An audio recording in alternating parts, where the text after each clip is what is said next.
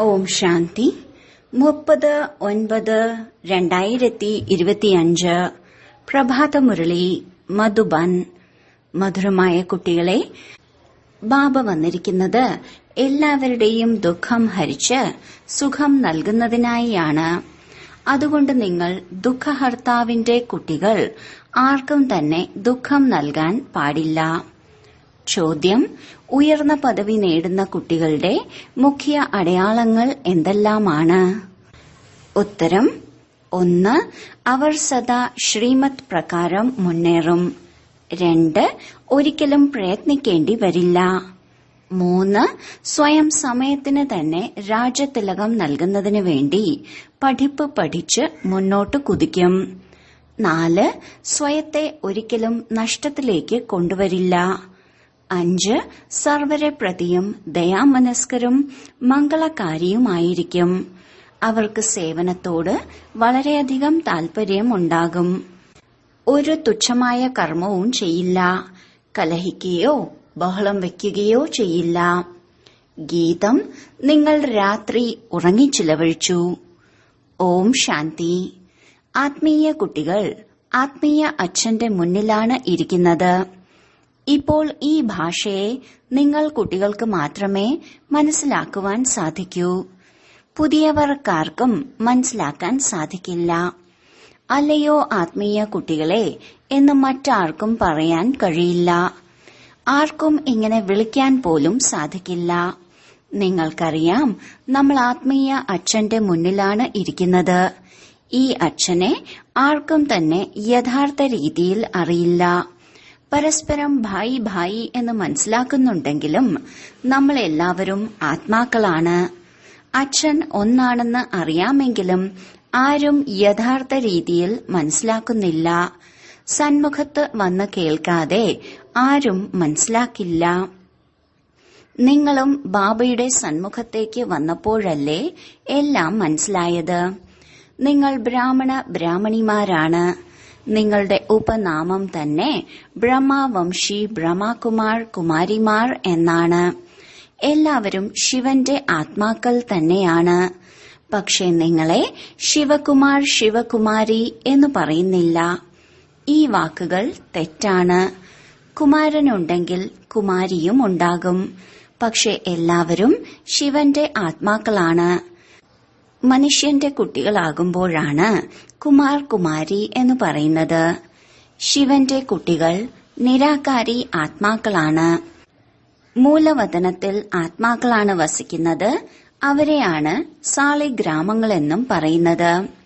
ഇവിടെ വരുമ്പോഴാണ് ഭൗതിക രൂപത്തിൽ കുമാർ കുമാരി ആകുന്നത്. വാസ്തവത്തിൽ നിങ്ങൾ ശിവബാബയുടെ കുട്ടികളായ കുമാരന്മാരാണ്. ശരീരത്തിലേക്ക് വരുമ്പോഴാണ് കുമാരനും കുമാരിയുമായി മാറുന്നത്. നിങ്ങൾ ബ്രഹ്മകുമാരി കുമാരന്മാരാണ്. സഹോദരി സഹോദരന്മാരാണ്. ഇപ്പോൾ ഈ സമയത്ത് നിങ്ങൾക്ക് ജ്ഞാനം ലഭിച്ചിരിക്കുകയാണ്. നിങ്ങൾക്കറിയാം, ബാബ നമ്മെ പാവനമാക്കി തിരികെ കൊണ്ടുപോകുന്നു. ആത്മാവ് എത്രത്തോളം ബാബയെ ഓർമ്മിക്കുന്നുവോ പാവനമായി തീരുന്നു. ബ്രഹ്മമുഖത്തിലൂടെയാണ് ആത്മാക്കൾ ഈ ജ്ഞാനം പഠിക്കുന്നത്. ചിത്രത്തിലും ബാബയുടെ ജ്ഞാനം വളരെ വ്യക്തമാണ്. ശിവബാബ തന്നെയാണ് നിങ്ങളെ പഠിപ്പിക്കുന്നത്. കൃഷ്ണനല്ല പഠിപ്പിക്കുന്നത്. ബാബ കൃഷ്ണനിലൂടെ അല്ല പഠിപ്പിക്കുന്നത്. കൃഷ്ണൻ വൈകുണ്ഠത്തിലെ രാജകുമാരനാണ്. നിങ്ങൾ കുട്ടികൾക്ക് ഇതും മനസ്സിലാക്കി കൊടുക്കണം. സ്വർഗത്തിൽ കൃഷ്ണന് തന്റേതായ മാതാപിതാക്കളുണ്ടാകും. കൃഷ്ണന്റെ അച്ഛനും സ്വർഗവാസിയാണ്, വൈകുണ്ഠത്തിന്റെ അധികാരിയാണ്. പക്ഷെ അവരെക്കുറിച്ചും യഥാർത്ഥ രീതിയിൽ ആർക്കും അറിയില്ല. കൃഷ്ണ ജയന്തിക്ക് അവരവരുടെ വീടുകളിൽ കൃഷ്ണനുള്ള ഊഞ്ഞാൽ ഉണ്ടാക്കുന്നു, അല്ലെങ്കിൽ ക്ഷേത്രങ്ങളിൽ ഊഞ്ഞാൽ ഉണ്ടാക്കുന്നു. മാതാക്കൾ അവിടെ പോയി പൈസ വയ്ക്കുന്നു, പൂജിക്കുന്നു. ധർമ്മസ്ഥാപകനെയൊന്നും ഒരിക്കലും ആർക്കും ഇങ്ങനെ വധിക്കാൻ സാധിക്കില്ലെന്ന് നിങ്ങൾ കുട്ടികൾക്കറിയാമല്ലോ. അപ്പോൾ ആരെയാണ് വധിച്ചത്? ആരിലാണോ പ്രവേശിച്ചത് അവർക്കാണ് ദുഃഖം ലഭിച്ചത്. സതോ പ്രധാന ആത്മാവിന് എങ്ങനെ ദുഃഖം ലഭിക്കാനാണ്? ഇത്രയും ദുഃഖം അനുഭവിക്കാനായി എന്ത് കർമ്മമാണ് ചെയ്തത്? ആത്മാവ് സതോ പ്രധാന അവസ്ഥയിലാണ് വരുന്നത്. ഇപ്പോൾ എല്ലാവരുടെയും കർമ്മക്കണക്കുകളും ഇല്ലാതാവുകയാണ്. ഈ സമയം ബാബ എല്ലാവരെയും പാവനമാക്കുന്നു. പരംധാമത്തിൽ നിന്നും വന്ന ഒരു സതോ പ്രധാന ആത്മാവിന് ഒരിക്കലും ദുഃഖം അനുഭവിക്കാൻ സാധിക്കില്ല. ആത്മാവ് തന്നെയാണ് എല്ലാം അനുഭവിക്കുന്നത്. ആത്മാവ് ശരീരത്തിലുണ്ടെങ്കിൽ ദുഃഖം അനുഭവിക്കുന്നു. എനിക്ക് വേദനിക്കുന്നു എന്നാരാണ് പറയുന്നത്? ഈ ശരീരത്തിൽ ആരോ വസിക്കുന്നുണ്ടല്ലോ. പരമാത്മാവും എന്നിൽ തന്നെ ഉണ്ടെന്ന് പറയുന്നുണ്ടല്ലോ. അപ്പോൾ എനിക്ക് ദുഃഖമുണ്ടെന്ന് പരമാത്മാവ് എങ്ങനെ പറയും? എല്ലാത്തിലും പരമാത്മാവ് വിരാജിതനാണെങ്കിൽ പരമാത്മാവ് എങ്ങനെ ദുഃഖം അനുഭവിക്കും? വാസ്തവത്തിൽ ആത്മാക്കളാണ് പരമാത്മാവിനെ വിളിക്കുന്നത്. അല്ലയോ പരമപിതാവായ പരമാത്മാവേ, ഞങ്ങളുടെ ദുഃഖം ഹരിക്കൂ. പാരലൗകിക പിതാവിനെ തന്നെയാണ് ആത്മാക്കൾ വിളിക്കുന്നത്. ഇപ്പോൾ ദുഃഖം ഹരിക്കാനുള്ള യുക്തി പറഞ്ഞു തരാനായി ബാബ വന്നിരിക്കുകയാണ്. ആത്മാവ് ശരീരത്തോടൊപ്പം തന്നെയാണ് സദാ ആരോഗ്യശാലിയും സമ്പന്നനുമായി മാറുകയുള്ളൂ. മൂലവതനത്തിൽ സദാ ആരോഗ്യശാലി, സദാ സമ്പന്നൻ എന്ന് പറയില്ലല്ലോ. അവിടെ സൃഷ്ടി ഇല്ല. അവിടെ ശാന്തി മാത്രമാണ്. ശാന്തിയാകുന്ന സ്വധർമ്മത്തിലാണ് സ്ഥിതി ചെയ്യുന്നത്. എല്ലാവരുടെയും ദുഃഖമകറ്റി സുഖം നൽകാനായി ബാബ വന്നിരിക്കുകയാണ്. അപ്പോൾ കുട്ടികളോടും ബാബ പറയുകയാണ്, നിങ്ങൾ എന്റേതായി മാറിയിരിക്കുകയാണ്. അതുകൊണ്ട് ആർക്കും ദുഃഖം നൽകരുത്. ഇത് ഗുപ്തമായ യുദ്ധമൈതാനമാണ്. മറ്റേ യുദ്ധമൈതാനം പ്രത്യക്ഷമായതാണ്. യുദ്ധകളത്തിൽ മരണപ്പെടുന്നവർ സ്വർഗം പ്രാപിക്കുമെന്നുള്ള മഹിമയുടെ അർത്ഥത്തെക്കുറിച്ചും മനസ്സിലാക്കണം. വാസ്തവത്തിൽ ഈ യുദ്ധത്തിന്റെ മഹത്വം ധാരാളമാണ്. മറ്റേ യുദ്ധക്കളത്തിൽ മരിച്ചു വീഴുകയാണെങ്കിൽ ആർക്കും സ്വർഗം പോകാൻ സാധിക്കില്ല. പക്ഷേ ഗീതയിലുള്ള ഭഗവാനുവാച എല്ലാവരും സത്യമായി തന്നെ അംഗീകരിക്കുമല്ലോ. ഭഗവാൻ ഇത് ആരോടാണ് പറഞ്ഞത്? മറ്റേ യുദ്ധക്കളത്തിലുള്ളവരോട് പറഞ്ഞോ അതോ നിങ്ങളോട് പറഞ്ഞോ? രണ്ടു കൂട്ടരോടും പറഞ്ഞു.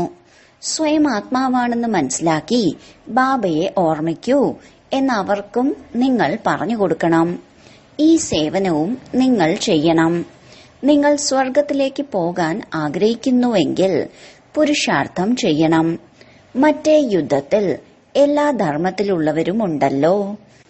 എപ്പോഴാണോ നിങ്ങൾ ബ്രാഹ്മണനിൽ നിന്നും ജ്ഞാനം നേടുന്നത് അപ്പോഴേ സ്വർഗത്തിലേക്ക് വരാൻ സാധിക്കൂ. യുദ്ധം ചെയ്യുന്നവർ ബാബയെ കാണാൻ വരുമ്പോൾ ബാബ പറയുമായിരുന്നു, നിങ്ങൾ യുദ്ധം ചെയ്തുകൊണ്ടും ബാബയുടെ ഓർമ്മയിലിരിക്കുകയാണെങ്കിൽ സ്വർഗത്തിലേക്ക് വരാൻ സാധിക്കും. അല്ലാതെ അവർക്ക് സ്വർഗത്തിൽ രാജാവായി മാറാൻ സാധിക്കുമെന്ന് ഒരിക്കലും ബാബ പറഞ്ഞിട്ടില്ല. കൂടുതൽ ജ്ഞാനവും അവർക്ക് മനസ്സിലാക്കി കൊടുക്കാൻ സാധിക്കില്ല. അവർക്ക് കുറച്ച് ജ്ഞാനമേ നൽകാൻ സാധിക്കൂ.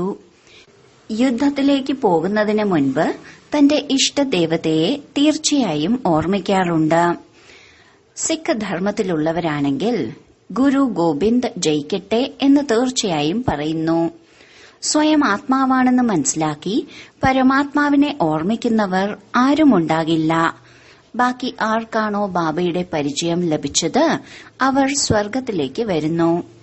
എല്ലാവരുടെയും അച്ഛൻ ഒരാളാണ്, പതീത പാവനനാണ്. ബാബ പതീതരോട് പറയുന്നു, എന്നെ ഓർമ്മിക്കുന്നതിലൂടെ മാത്രമേ പാപം നശിക്കൂ. ഞാൻ സ്ഥാപിക്കുന്ന സുഖധാമത്തിലേക്കും വരൂ. യുദ്ധത്തിലും ആരാണോ ശിവബാബയെ ഓർമ്മിക്കുന്നത് അവർ സ്വർഗത്തിലേക്ക് വരുന്നു. മറ്റേ യുദ്ധമൈതാനത്തിന്റെ കാര്യം വേറെയാണ്, ഇവിടെ വേറെയാണ്. ബാബ പറയുന്നു, ജ്ഞാനത്തിന്റെ വിനാശം സംഭവിക്കുന്നില്ല. എല്ലാവരും ശിവബാബയുടെ കുട്ടികളാണ്. ഇപ്പോൾ ബാബ പറയുന്നു, എന്നെ തന്നെ ഓർമ്മിക്കുന്നതിലൂടെ നിങ്ങൾ എന്റെ പക്കലേക്ക് മുക്തിധാമത്തിലേക്ക് എത്തിച്ചേരുന്നു. ആരെല്ലാമാണോ ജ്ഞാനം പഠിക്കുന്നത് അവർക്ക് സ്വർഗത്തിലെ രാജ്യപദവി ലഭിക്കും. എത്ര സഹജമാണ്! സ്വർഗത്തിലേക്ക് പോകാനുള്ള വഴി സെക്കൻഡിൽ ലഭിക്കുന്നു. നമ്മൾ ആത്മാക്കൾ ബാബയെ ഓർമ്മിക്കുന്നു. യുദ്ധമൈതാനത്തിൽ സന്തോഷത്തോടെ പോകണം. കർമ്മം ചെയ്യുക തന്നെ വേണമല്ലോ. ദേശത്തെ സംരക്ഷിക്കുന്നതിനു വേണ്ടി സർവ്വതും ചെയ്യേണ്ടി വരും. സത്യയുഗത്തിൽ ഒരേ ഒരു ധർമ്മമാണ്. അഭിപ്രായ വ്യത്യാസങ്ങൾ ഉണ്ടാവില്ല. ഇവിടെ എത്ര അഭിപ്രായ വ്യത്യാസമാണ്! വെള്ളത്തിന് വേണ്ടിയും ഭൂമിക്ക് വേണ്ടിയുമെല്ലാം ഇവിടെ പ്രശ്നങ്ങൾ തന്നെയാണ്. വെള്ളം കൊടുക്കുന്നത് അവസാനിപ്പിക്കുന്നു, അപ്പോൾ കല്ലെറിയുന്നു. ധാന്യം നൽകുന്നില്ലെങ്കിൽ ബഹളമുണ്ടാക്കുന്നു. നിങ്ങൾ കുട്ടികൾക്കറിയാം, നമ്മൾ തന്റെ സ്വരാജ്യം സ്ഥാപിച്ചുകൊണ്ടിരിക്കുകയാണ്. പഠിപ്പിലൂടെ രാജ്യം നേടുന്നു. പുതിയ ലോകം തീർച്ചയായും സ്ഥാപിക്കണം. ഇത് ഡ്രാമയിൽ മുൻകൂട്ടി നിശ്ചയിക്കപ്പെട്ടിട്ടുള്ളതാണെങ്കിൽ എത്ര സന്തോഷിക്കണം! ഒരു വസ്തുവിന് വേണ്ടിയും കലഹിക്കേണ്ട ആവശ്യം വരുന്നില്ല. ജീവിതവും വളരെ സാധാരണമായിരിക്കും. ബാബ മനസ്സിലാക്കി തന്നിട്ടുണ്ട്, നിങ്ങൾ അമ്മായിയച്ഛന്റെ, അതായത് സത്യയുഗത്തിലെ വീട്ടിലേക്കാണ് പോകുന്നത്. അതുകൊണ്ട് ഇപ്പോൾ വനവാസത്തിലാണ്. എല്ലാ ആത്മാക്കളും മുക്തിധാമത്തിലേക്ക് പോകും. ശരീരം പോകുന്നില്ല. ദേഹാഭിമാനം ഉപേക്ഷിക്കണം. നമ്മൾ ആത്മാവാണ്.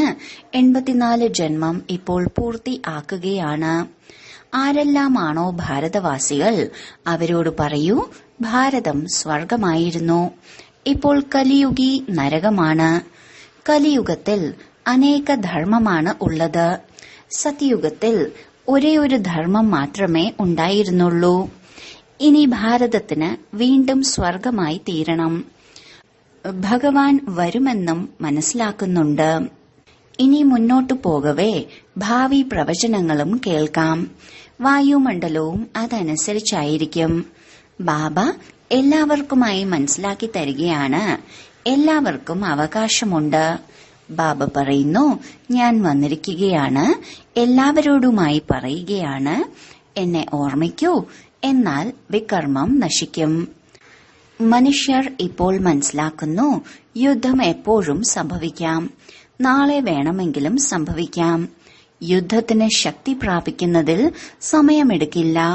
പക്ഷേ നിങ്ങൾ കുട്ടികൾക്കറിയാം, നമ്മുടെ രാജധാനി ഇപ്പോഴും സ്ഥാപിക്കപ്പെട്ടിട്ടില്ല.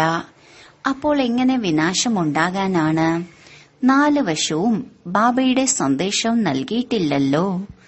പതീത പാവനനായ ബാബ പറയുന്നു, എന്നെ ഓർമ്മിക്കുകയാണെങ്കിൽ വികർമ്മം വിനാശമാകും. ഈ സന്ദേശം കാതുകളിൽ എത്തിക്കണം. യുദ്ധം സംഭവിച്ചാലും ബോംബുകൾ വീഴുകയാണെങ്കിലും നിങ്ങൾ കുട്ടികൾക്ക് നിശ്ചയം ഉണ്ടായിരിക്കണം. നമ്മുടെ രാജധാനിയുടെ സ്ഥാപന ഉണ്ടാകുന്നതുവരെയും വിനാശം സംഭവിക്കില്ല. വിശ്വത്തിൽ ശാന്തി വേണമെന്ന് പറയുന്നില്ലേ? വിശ്വത്തിൽ യുദ്ധമുണ്ടായാൽ ലോകം തന്നെ നശിപ്പിക്കുന്നു. ഇത് വിശ്വവിദ്യാലയമാണ്. നിങ്ങൾ മുഴുവൻ വിശ്വത്തിനും ജ്ഞാനം നൽകുന്നു. ഒരേ ഒരു ബാബ വന്ന് മുഴുവൻ വിശ്വത്തിനെയും പരിവർത്തനപ്പെടുത്തുന്നു. മറ്റുള്ള മനുഷ്യർ കൽപ്പത്തിന്റെ ആയുസ്സിനെ തന്നെ ലക്ഷക്കണക്കിന് വർഷങ്ങളാണെന്ന് പറഞ്ഞിട്ടുണ്ട്. നിങ്ങൾക്കറിയാം, കൽപ്പത്തിന്റെ ആയുസ് 5000 വർഷങ്ങൾ ആണെന്നുള്ളത്. ക്രിസ്തുവിന് 3000 വർഷങ്ങൾക്ക് മുൻപ് ഭാരതം സ്വർഗമായിരുന്നു എന്ന് പറയുന്നുണ്ട്. ഇസ്ലാം ധർമ്മത്തിലുള്ളവരുടെയും ബുദ്ധമതത്തിലുള്ളവരുടെയും കണക്കുകൾ എടുക്കാൻ സാധിക്കും. അതിനു മുൻപ് മറ്റേതൊരു ധർമ്മത്തിന്റെയും തന്നെ പേരില്ല. നിങ്ങൾക്ക് ഓരോ അക്ഷരസഹിതം പറഞ്ഞുകൊടുക്കാൻ സാധിക്കും.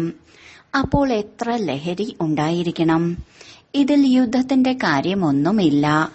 അനാഥരാണ് കലഹിക്കുക. നിങ്ങൾ ഇപ്പോൾ ചെയ്യുന്ന പുരുഷാർത്ഥത്തിന്റെ പ്രാപ്തി 21 ജന്മത്തേക്ക് ഉണ്ടാകും. കലഹിക്കുകയാണെങ്കിൽ ഉയർന്ന പദവി ലഭിക്കില്ല. ശിക്ഷകൾ അനുഭവിക്കേണ്ടതായി വരും. ഏത് കാര്യമുണ്ടെങ്കിലും എന്തു തന്നെ സംഭവിച്ചാലും ബാബയുടെ അടുത്തേക്ക് വരൂ. ഗവൺമെന്റും പറയാറുണ്ടല്ലോ, നിങ്ങൾ നിയമം കയ്യിലെടുക്കരുതെന്ന്. ചിലർക്ക് വിദേശത്തെ ബൂട്ട്, അതായത് പാദരക്ഷ വേണമെന്ന് പറയാറുണ്ട്. ബാബ പറയുന്നു, കുട്ടികളെ, നിങ്ങളിപ്പോൾ വനവാസത്തിലാണ്. സത്യയുഗത്തിൽ നിങ്ങൾ സമൃദ്ധമായിരിക്കും. ബാബ ശരിയായ കാര്യങ്ങളല്ലേ മനസ്സിലാക്കി തരുന്നത്. ഇങ്ങനെയുള്ള ആഗ്രഹങ്ങളൊന്നും നല്ലതല്ല. ഇവിടെ ഇങ്ങനെയുള്ള ആശകൾ എന്തിനാണ് വെക്കുന്നത്? ഇവിടെ വളരെ ലളിതമായി ജീവിക്കണം. ഇല്ലെങ്കിൽ ദേഹാഭിമാനത്തിലേക്ക് വരും. ഇതിൽ അവനവന്റെ യുക്തി പ്രയോഗിക്കരുത്. ബാബ എന്തു പറയുന്നോ അതനുസരിക്കണം. എന്തെങ്കിലും അസുഖം വരികയാണെങ്കിൽ ഡോക്ടറെ വിളിക്കുന്നു. മരുന്നിന്റെ സൗകര്യങ്ങളും എല്ലാവർക്കും ലഭിക്കും. ഓരോ കാര്യത്തിനും ബാബയുണ്ടല്ലോ. ശ്രീമത്ത് തന്നെയാണ്. നിശ്ചയത്തിൽ വിജയമുണ്ട്. ബാബ എല്ലാം മനസ്സിലാക്കുന്നുണ്ടല്ലോ. ബാബയുടെ നിർദ്ദേശമനുസരിച്ച് മുന്നേറുന്നതിലൂടെ തന്നെയാണ് മംഗളം. അവനവന്റെയും മംഗളം ചെയ്യണം. മറ്റുള്ളവരെ സമ്പന്നനാക്കി മാറ്റാൻ സാധിക്കുന്നില്ലെങ്കിൽ സ്വയം ദരിദ്രനാണ് എന്നാണ് അർത്ഥം. സമ്പന്നരാക്കി മാറ്റാൻ യോഗ്യതയില്ല. ഇവിടെ മൂല്യമില്ലെങ്കിൽ അവിടെയും മൂല്യമുണ്ടാകില്ല. സേവാധാരി കുട്ടികൾക്ക് സേവയോട് താൽപര്യം വേണം. സേവനത്തിനു വേണ്ടി ചുറ്റിക്കറങ്ങിക്കൊണ്ടേയിരിക്കണം. സേവനം ചെയ്യുന്നില്ല എങ്കിൽ ദയാമനസ്കരെന്നും മംഗളകാരിയെന്നും പറയില്ല. ബാബയെ ഓർമ്മിക്കുന്നില്ല എങ്കിൽ തുച്ഛമായ ജോലിയാണ് ചെയ്തുകൊണ്ടിരിക്കുന്നത്. പദവിയും തുച്ഛമായിരിക്കും. ഞങ്ങൾ BK തന്നെയല്ലേ, ഞങ്ങൾക്ക് ശിവബാബയുമായി തന്നെയാണ് എപ്പോഴും യോഗം എന്ന് ഒരിക്കലും പറയരുത്. ശിവബാബയ്ക്ക് ബ്രഹ്മാവിലൂടെ തന്നെയേ ജ്ഞാനം നൽകാൻ സാധിക്കൂ. കേവലം ശിവബാബയെ തന്നെ ഓർമ്മിക്കുകയാണെങ്കിൽ മുരളി എങ്ങനെ കേൾക്കും? പിന്നീട് ഭാവി എന്താകും? പഠിച്ചില്ലെങ്കിൽ എന്ത് പദവി ലഭിക്കാനാണ്? എല്ലാവരുടെയും ഭാഗ്യം ഉയർന്നതാവില്ല എന്നും അറിയാം. സത്യയുഗത്തിലെ പദവിയും നമ്പർ വൈസ് ആയിരിക്കും. സർവാത്മാക്കൾക്കും പവിത്രമാകണം. പവിത്രമാകാതെ ശാന്തിധാമത്തിലേക്ക് പോകാൻ സാധിക്കില്ല. ബാബ മനസ്സിലാക്കി തരുന്നു, നിങ്ങളെല്ലാവർക്കും ഈ ജ്ഞാനം കേൾപ്പിച്ചുകൊണ്ടിരിക്കൂ. ആരെങ്കിലും ഇപ്പോൾ കേൾക്കുന്നില്ലെങ്കിൽ പോലും ഇനി മുന്നോട്ടു പോകുവേ കേൾക്കുക തന്നെ ചെയ്യും. എത്ര തന്നെ വിഘ്നങ്ങളും കൊടുങ്കാറ്റും അതിശക്തമായി തന്നെ വരികയാണെങ്കിലും നിങ്ങൾക്കൊരിക്കലും ഭയപ്പെടേണ്ടതില്ല. കാരണം പുതിയ ധർമ്മത്തിന്റെ സ്ഥാപനയാണ് ഉണ്ടാകുന്നത്. നിങ്ങൾ ഗുപ്തമായ രാജധാനി സ്ഥാപിച്ചുകൊണ്ടിരിക്കുകയാണ്. ബാബ സേവാധാരികൾ കുട്ടികളെ കണ്ട് സന്തോഷിച്ചുകൊണ്ടിരിക്കുകയാണ്. നിങ്ങൾക്ക് സ്വയത്തിന് തന്നെ രാജതിലകം നൽകണം. ശ്രീമത്ത് പ്രകാരം മുന്നേറണം. ഇതിൽ ബുദ്ധിമുട്ടേണ്ടതായ ആവശ്യമില്ല. വെറുതെ അവനവന് നഷ്ടമുണ്ടാക്കരുത്. ബാബ പറയുന്നു, കുട്ടികളെ, സേവാധാരിയും മംഗളകാരിയുമായി മാറൂ. പഠിപ്പ് പഠിച്ച് മുന്നേറണമെന്ന് ടീച്ചർ വിദ്യാർത്ഥികളോട് പറയുമല്ലോ. നിങ്ങൾക്ക് 21 ജന്മത്തേക്ക് വേണ്ടി സ്വർഗത്തിലെ സ്കോളർഷിപ്പ് ലഭിക്കുന്നു. രാജധാനിയിലേക്ക് വരിക തന്നെ ഏറ്റവും വലിയ സ്കോളർഷിപ്പാണ്. ശരി, വളരെ കാലത്തെ വേർപാടിന് ശേഷം തിരികെ കിട്ടിയ മധുരമധുരമായ കുട്ടികളെ പ്രതി മാതാവും പിതാവുമായ ബാബ്ദാദയുടെ സ്നേഹസ്മരണയും പുലർക്കാല വന്ദനവും. ആത്മീയ അച്ഛന്റെ ആത്മീയ കുട്ടികൾക്ക് നമസ്കാരം. ധാരണയ്ക്കുള്ള മുഖ്യസാരം: 1. സംഗമത്തിൽ വളരെ ലളിതമായി ജീവിക്കണം. കാരണം ഇത് വനവാസത്തിലിരിക്കാനുള്ള സമയമാണ്. ഇവിടെ ഒരാശകളും വെക്കരുത്. ഒരിക്കലും നിയമം കയ്യിലെടുക്കരുത്. കലഹിക്കുകയോ ബഹളം വയ്ക്കുകയോ ചെയ്യരുത്. 2. വിനാശത്തിന് മുൻപ് തന്നെ പുതിയ രാജധാനി സ്ഥാപിക്കുന്നതിന് വേണ്ടി എല്ലാവർക്കും ബാബയുടെ സന്ദേശം നൽകണം. എല്ലാവരോടും പറയണം, ബാബ പറയുന്നു, എന്നെ ഓർമ്മിക്കുകയാണെങ്കിൽ വികർമ്മം നശിക്കും, നിങ്ങൾ പാവനമായി തീരും. വരദാനം: സന്തുഷ്ടതയുടെ വിശേഷതയിലൂടെ സേവനത്തിൽ സഫലതാമൂർത്തിയായി മാറുന്ന സന്തുഷ്ടമണിയായി ഭവിക്കട്ടെ. സേവനത്തിന്റെ വിശേഷ ഗുണമാണ് സന്തുഷ്ടത. സേവനത്തിന്റെ പേരിൽ സ്വയം ഡിസ്റ്റർബ് ആവുകയോ അല്ലെങ്കിൽ മറ്റുള്ളവരെ ഡിസ്റ്റർബ് ചെയ്യുകയോ ചെയ്യുന്നുണ്ട് എങ്കിൽ ആ സേവനം നല്ലതല്ല. എവിടെയാണോ സ്വയം പ്രതി അല്ലെങ്കിൽ സമ്പർക്കത്തിൽ വരുന്നവർ സന്തുഷ്ടരാവാത്തത്, ആ സേവനം സ്വയത്തിനും മറ്റുള്ളവർക്കും ഫലപ്രാപ്തി നൽകില്ല. അതുകൊണ്ട് ആദ്യം ഏകാന്തവാസിയായിരുന്നു കൊണ്ട് സ്വപരിവർത്തനത്തിലൂടെ സന്തുഷ്ടമണിയുടെ വരദാനം പ്രാപ്തമാക്കിക്കൊണ്ട് സേവനത്തിൽ വരൂ. അപ്പോൾ സഫലതാമൂർത്തിയായി മാറും. സ്ലോഗൻ: വിഘ്നങ്ങളാകുന്ന കല്ല് ഉടച്ചുകൊണ്ട് സമയം പാഴാക്കാതെ അവയെ ഹൈ ജമ്പിലൂടെ മറികടക്കൂ. അവ്യക്ത സൂചന: ലഗൻ ആകുന്ന അഗ്നിയെ പ്രജ്വലിപ്പിച്ചുകൊണ്ട് യോഗം ജ്വാലാരൂപമാക്കി മാറ്റൂ. ജ്വാലാ സ്വരൂപ ഓർമ്മയ്ക്ക് വേണ്ടി മനസ്സിനും ബുദ്ധിക്കും പവർഫുൾ ബ്രേക്ക് ഇടാനും അതോടൊപ്പം വഴങ്ങാനുള്ള ശക്തിയും വേണം. ഇതിലൂടെ ബുദ്ധിയുടെ ശക്തി അല്ലെങ്കിൽ ഒരു തരത്തിലുള്ള എനർജിയും വ്യർത്ഥമാകാതെ ശേഖരിക്കപ്പെടുന്നു. എത്രത്തോളം ശേഖരണമുണ്ടോ അത്രയും തിരിച്ചറിയാനും തീരുമാനമെടുക്കാനുമുള്ള ശക്തി വർദ്ധിക്കുന്നു. ഇതിനായി ഇപ്പോൾ സങ്കല്പങ്ങളുടെ വിസ്താരത്തിൽ പോകുന്നത് ഒഴിവാക്കി അർത്ഥം ഉൾക്കൊള്ളുവാനുള്ള ശക്തി ധാരണ ചെയ്യൂ. ഓം ശാന്തി.